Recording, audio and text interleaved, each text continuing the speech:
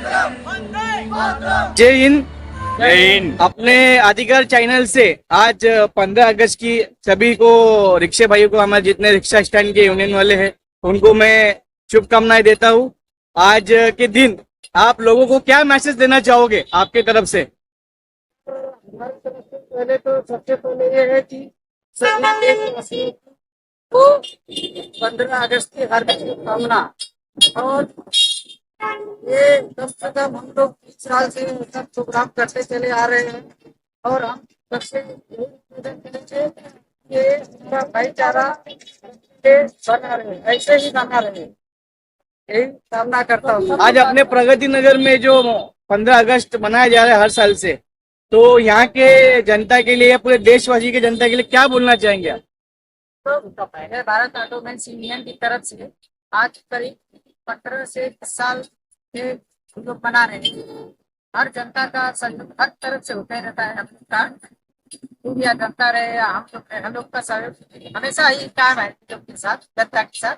और हमारे जितने रिक्शे भाई लोग हैं, भाईचारा आपस में बना के सहमति से हर काम हो रहा है, हर एक काम हो रहा है। आजादी के अमृत महोत्सव पर देश भर में जश्न का माहौल है। पूरे देश के लोगों ने आजादी की अमृत महोत्सव पर शुभकामनाएं दी। ऑटो यूनियन और बीजेपी के नेताओं ने भी देश को बधाई दी। देश को विभिन्न हिस्सों में आजादी के अमृत महोत्सव के उपलक्ष्य में विभिन्न कार्यक्रम आयोजित किए गए। लोगों ने तिरंगा फहराया और देशभक्ति गीत गाए। ऑटो यूनियन के नेताओं ने कहा कि आजादी के अमृत महोत्सव पर हमारा देश और मजबूत हुआ है। हमें अपने देश की आजादी पर गर्व है।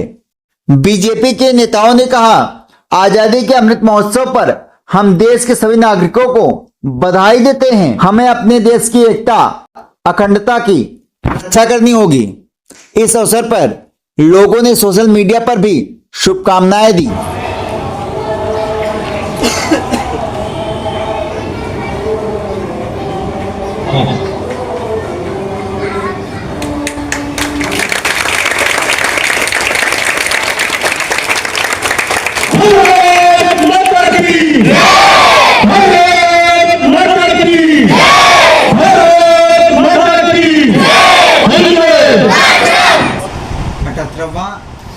आज़ादी का महोत्सव है, तो क्या कहेंगे इस मामले में? देशवासियों को क्या शुभकामना देना चाहेंगे और क्या बताना चाहेंगे हमारे देश में किस तरह शांति और एकजुट हमारे देशवासी रहें?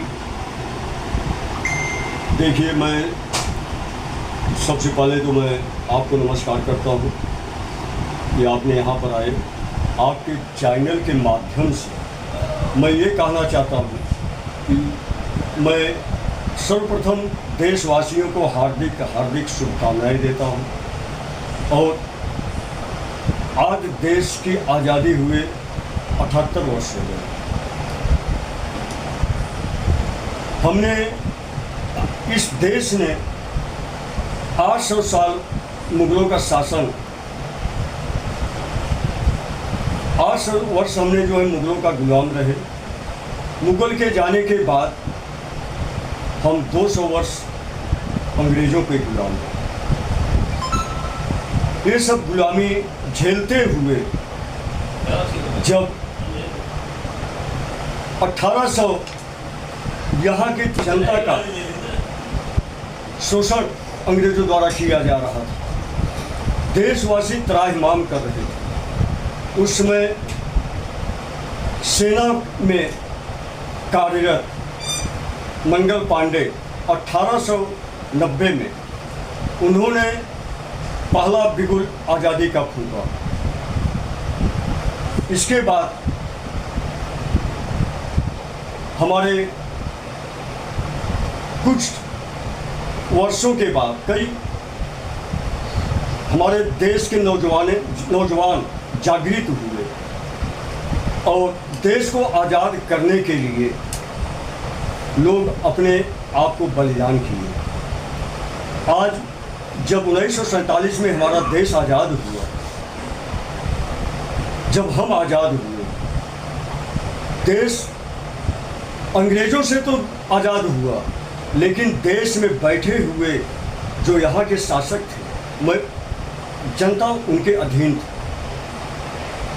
मैं इसलिए कहना चाहता हूँ कि जब उस समय देश में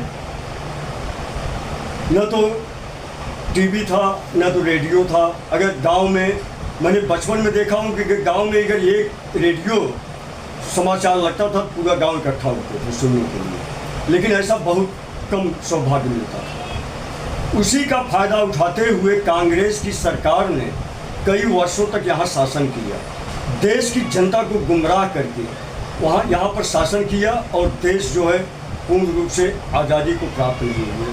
देश में भ्रष्टाचार काफ़ी लंबे सीमा तक चला, लेकिन कांग्रेस द्वारा यह फैलाया जा रहा था कि आरएसएस और जनसंघ, उस समय पहले जनसंघ था, जनसंघ से जनता दल हुआ, जनता दल से भाजपा। लेकिन जब भाजपा मजबूती के साथ खड़ी होने लगी, तब कांग्रेस वाले क्या बोलते थे कि भाजपा जो है अल्पसंख्यकों के विरुद्ध है। मतलब कांग्रेस का ऐसा शासन था कि फूट डालो राज करो, ऐसी इनकी नीति थी। सौभाग्य की बात है कि 2014 में हमारे लोकप्रिय प्रधानमंत्री नरेंद्र मोदी जी हुए, जो आज पूरे विश्व में विख्यात हैं। और भारत देश विश्व गुरु बनने के कगार पे। अभी चुनाव हुआ, उस चुनाव में सांसदीय चुनाव हुआ, उस चुनाव में भाजपा को पूर्ण बहुमत नहीं मिली जुली सरकार आई, लेकिन सरकार भाजपा की बनी। तो हम ये कहना चाहते हैं कि देशवासी अगर देश को पूरा परिपूर्ण रूप से सुरक्षित देखना चाहते हैं तो देश के प्रधानमंत्री नरेंद्र मोदी जी को भारी मतों से विजयी बनाएं, जिससे कि भारत विश्व गुरु बने। अगर नहीं चाहती है देश की जनता तो हमारा दुर्भाग्य है, क्योंकि देश में जयचंदों की कमी नहीं है। आज देश में जयचंद बहुत हैं।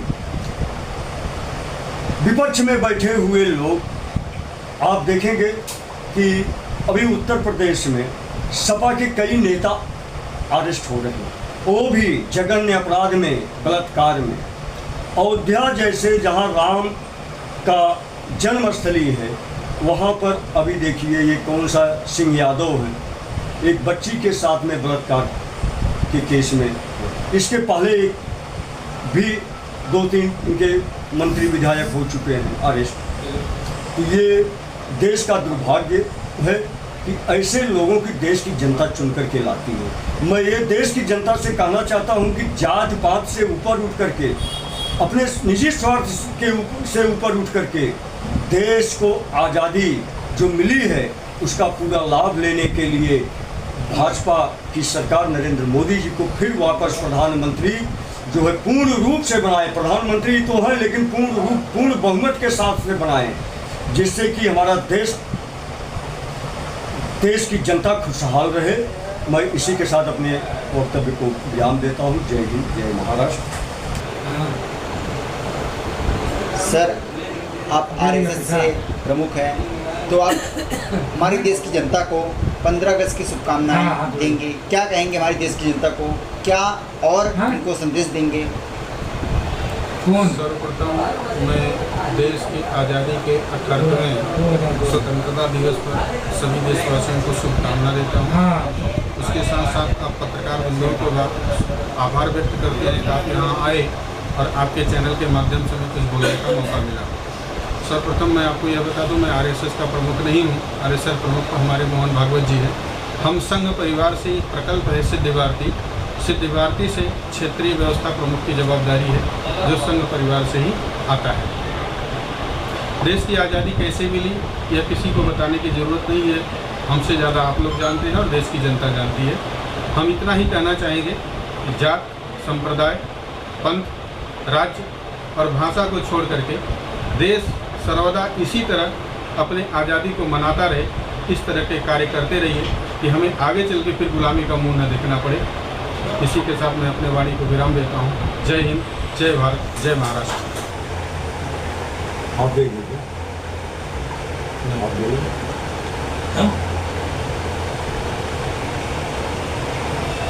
अभी के लिए इतना ही। मिलते हैं अगले वीडियो में।